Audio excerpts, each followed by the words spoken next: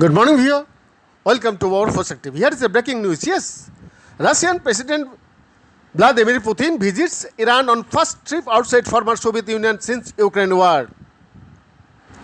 Russian President Vladimir Putin will visit Tehran on Tuesday for talks with Iranian Supreme Leader Ayatollah Ali Khamenei.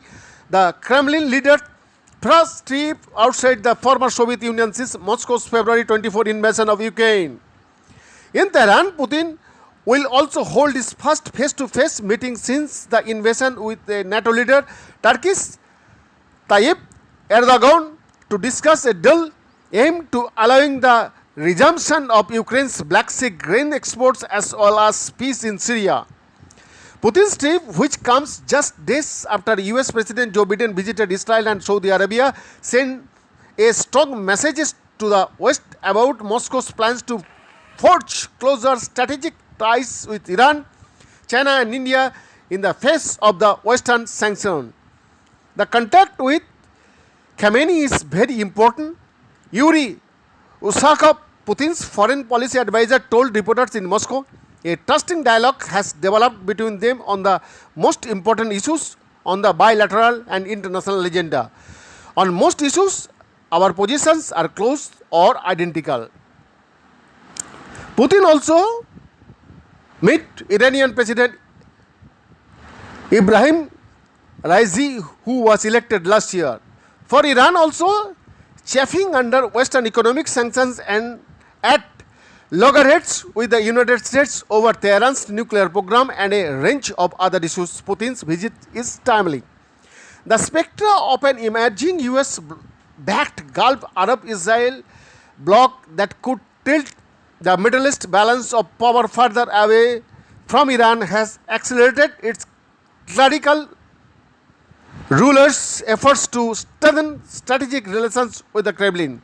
Considering the evolving geopolitical ties after the Ukraine war, the clerical establishment tries to secure Moscow's support in Tehran's confrontation and with Washington and its regional allies, said a senior Iranian official who asked not to be named.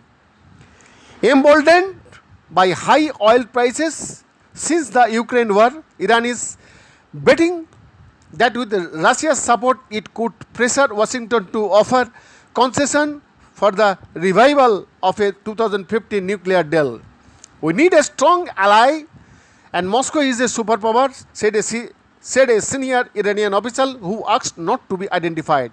Still, Russia's increased tilt towards Beijing in recent months has significantly reduced Iran's crude exports to China, a key source of income for Tehran since US President Donald Trump reimposed sanctions in 2018. In May, Reuters reported that Iran's crude exports to China have fallen sharply as Beijing favored heavily discounted Russian barrels, leaving almost 40 million barrels of Iranian oil stored on tankers at sea in Asia and seeking buyer.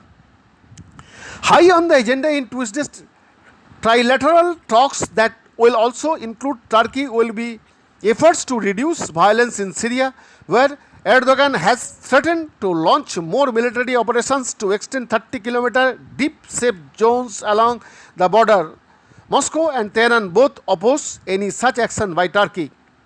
Russia and Iran are Syrian President Bashar al-Assad's strongest backers, while Turkey supports anti-Assad insurgents.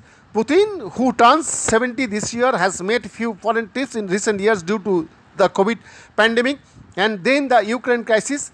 His last trip beyond the former Soviet Union was to China in February. His bilateral talks with Erdogan will focus on a plan to get Ukrainian grain exports moving again. The talks will try to solve the issues on grain exports, said a senior Turkish official was requested anonymity. Russia, Ukraine, Turkey and the United Nations are expected to sign a deal later this week aimed to resuming the shipping of grain from Ukraine across the Black Sea. Any Turkish operation in Syria would attack the Kurdish YPG militia, a key part of the US-backed Syrian Democratic Forces that controls large parts of North Syria and is regarded by Washington as an important ally against Islamic State. The senior Turkish official said Turkey's planned operation would be discussed, as would reports that Russia and Kurdistan were acting together in some areas of Syria. Behind the report, Fosak TV.